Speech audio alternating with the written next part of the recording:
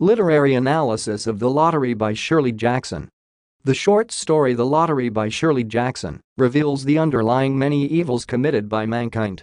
It should be noted that this story takes place in a remote village setting where the people are dominated by traditional cultures and practices.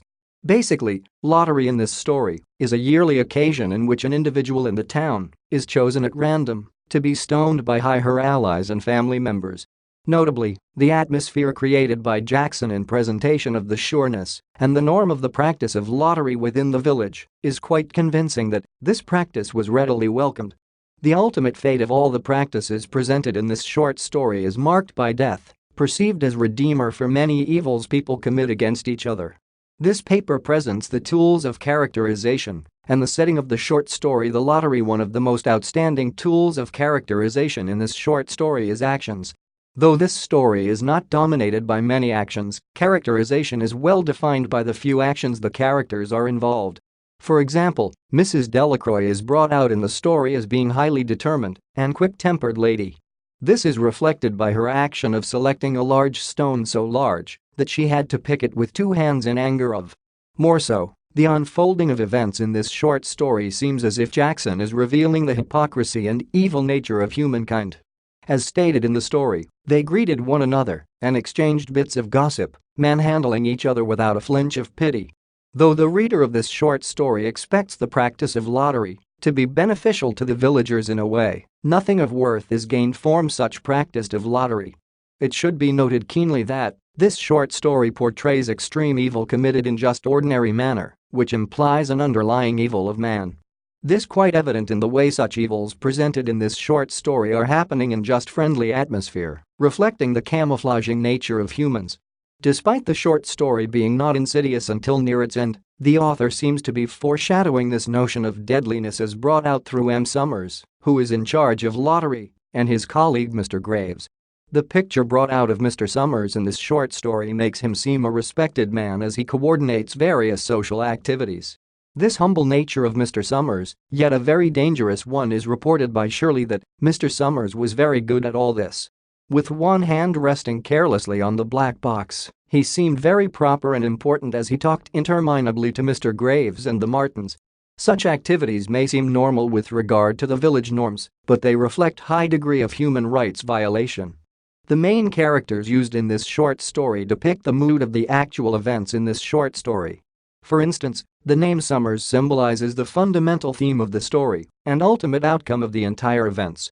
Further, the name of Mr. Summers' colleague, Mr. Graves, who happens to be his assistant in activities of lottery, prefigures iniquity of ordinary people.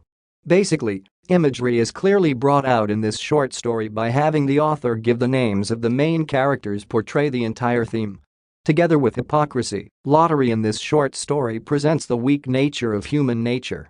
Considering that this act of lottery had been a routine in this village for many years, no one seems to question its negative impacts in the general human welfare. As reflected in Shirley, there's always been a lottery, and no one has been nervous about it, everyone goes on with it, reveals how hypocritical the people in the village were. According to Hyman, no one had expressed fear of disgust of the act, despite it being depriving human nature of their human rights for survival.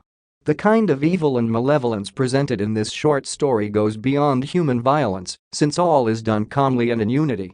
As Marshall suggests, the use of protagonism in this short story is a real reflection of how people are deeply engraved in hypocrisy and wickedness. Ironically, Mrs. Hutchinson, who emerges to protest and rebel against lottery, emerges as the victim of the act of lottery the day she was going to protest against it. This retracts all acts of rebellion against the act of lottery, and everything goes on as usual. Though before drawing from her fellow women to face her fate she seems happy, Mrs. Hutchison she is brought out to be happy to leave to see the way her fellow humans are mistreated. This reveals the way oppressive norms and cultures deem hopes of liberalization from such oppressive cultures. Particularly, the death of Mrs. Hutchison marks the continuity of evil nature of humankind eternally, despite their facial appearance seeming friendly. Conclusion. Generally, the unfolding of the short story reflects the way humans mistreat each other, presumably in conformation to cultural beliefs and practices.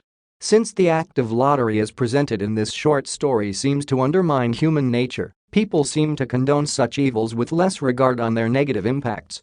As the story ends, the light of hope for liberalization, Mrs. Hutchison, dies, which implies the unending nature of human wicked nature and evil. Generally, the short story reflects the societal malpractices committed by mankind to each other, as though they are ordinary events. This essay on literary analysis of the lottery was written and submitted by user Pierre C. to help you with your own studies. You are free to use it for research and reference purposes in order to write your own paper. However, you must cite it accordingly.